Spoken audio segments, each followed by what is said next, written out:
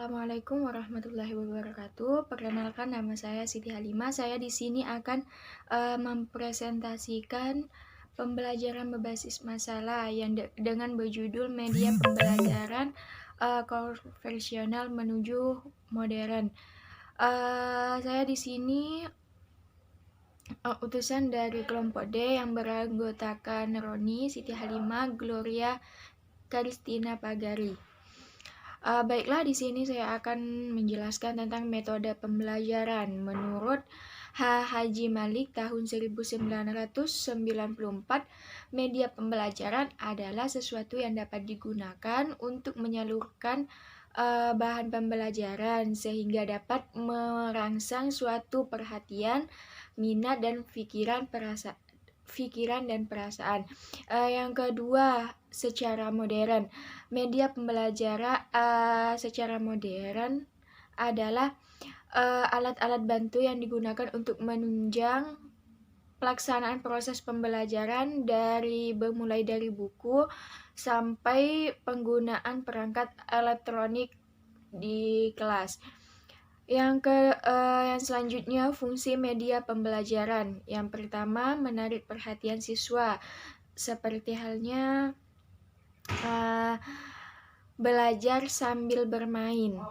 Yang kedua, memperjelas penyampaian pesan, supaya siswa dapat menggarisbesarkan apa yang mereka dapat dari penjelasan kita.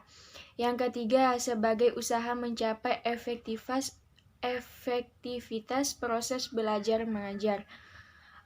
Mungkin sekian yang dapat saya sampaikan dan akan dilanjutkan oleh kawan saya, Gloria. Baiklah, perkenalkan, nama saya Gloria Kristia Pagari. Saya akan melanjutkan presentasi dari teman saya sebelumnya. Saya akan menjelaskan mengenai media pembelajaran beserta kelebihan dan kekurangan media pembelajaran. Pertama-tama saya akan menjelaskan mengenai media pembelajaran.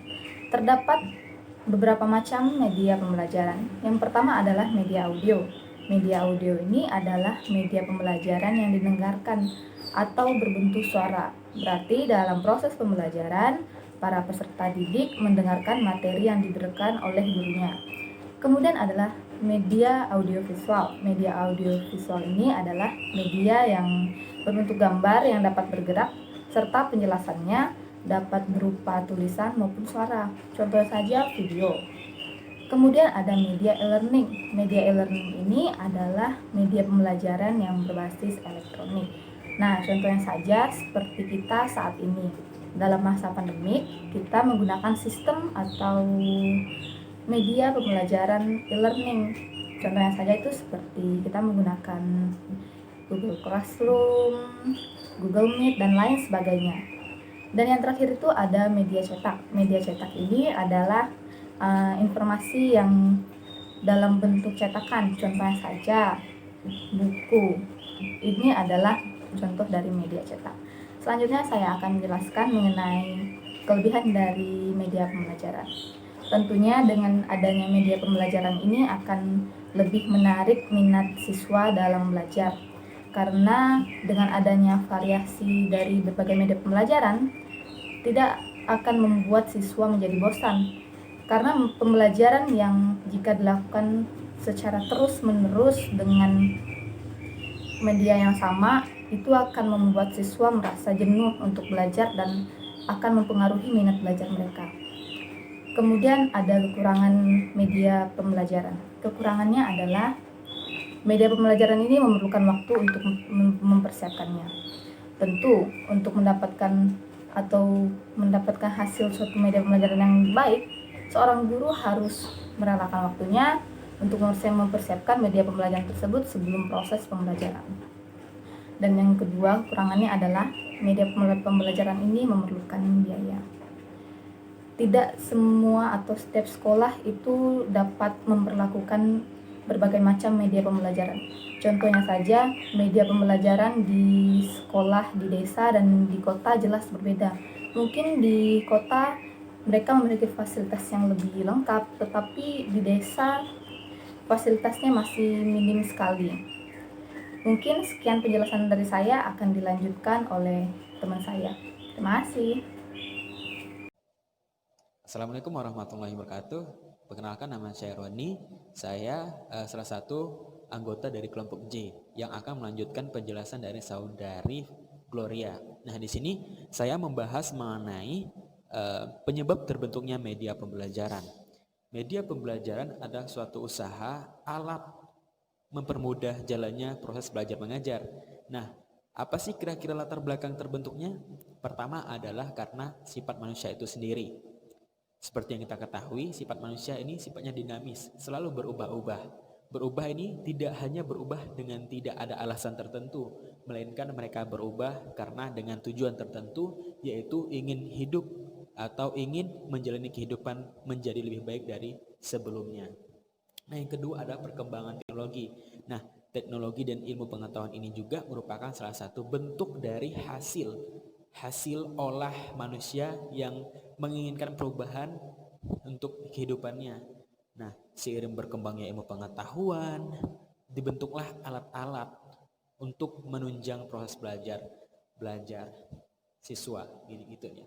Nah, kita lanjut, kedua adalah di sini tentang permasalahan media pembelajaran. Nah, media pembelajaran ini adalah alat. Alat ini perlu adanya sesuatu untuk mendapatkan alat itu. Kira-kira apa sih? Nah, alatnya adalah finansial, yaitu uang. Kita perlu dana untuk membeli fasilitas penunjang media pembelajaran.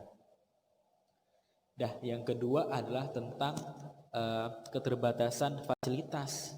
Nah, dengan tidak adanya uang tadi, maka tidak akan jadi membeli media pembelajaran yang kita perlukan, sehingga terbataslah alat-alat untuk menunjang proses belajar kita. Nah, yang selanjutnya adalah keterbatasan keahlian guru itu sendiri. Nah, mengenai alat ini kan perlu adanya perlu mengoperasikan alat itu seperti apa. Nah, dengan itu kita perlu belajar dulu bagaimana kita menggunakan alat itu. Baru kita mudah dalam melaksanakan proses belajar mengajar.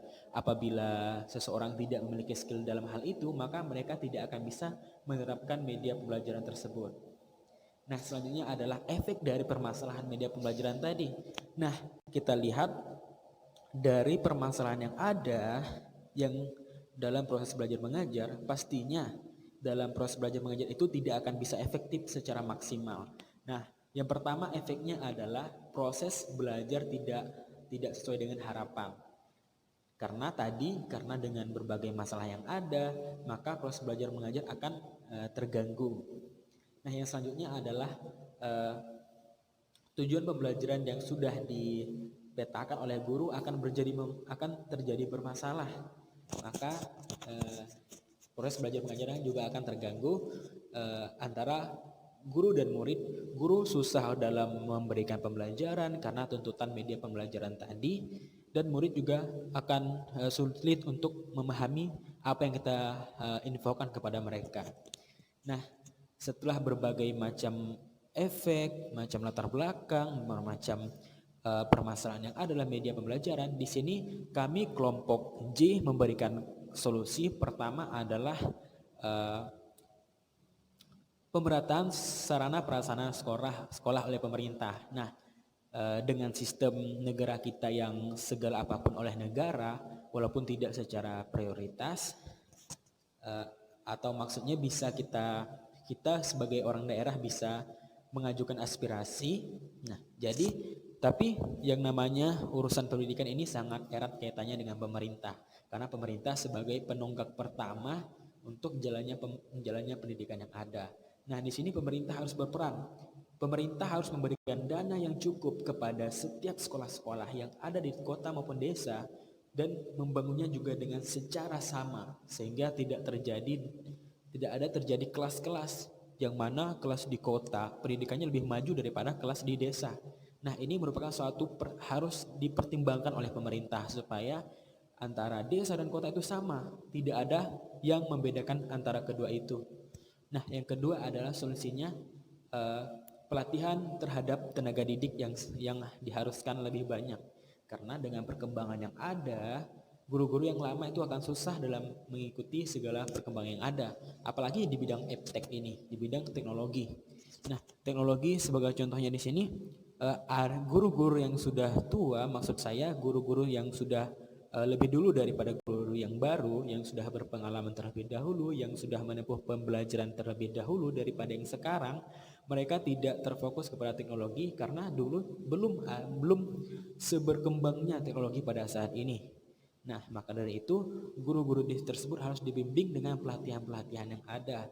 Sebagai contohnya adalah pembentukan semacam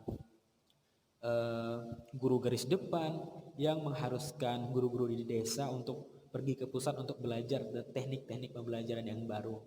Nah, dengan hal itu akan memungkinkan, dapat membangkitkan, dapat meningkatkan pendidikan baik itu di desa maupun di kota secara merata. Nah, dengan ini apabila ini dilaksanakan dengan baik dan maksimal akan menunjang pendidikan Indonesia menjadi lebih baik lagi dan akan lebih maju lagi.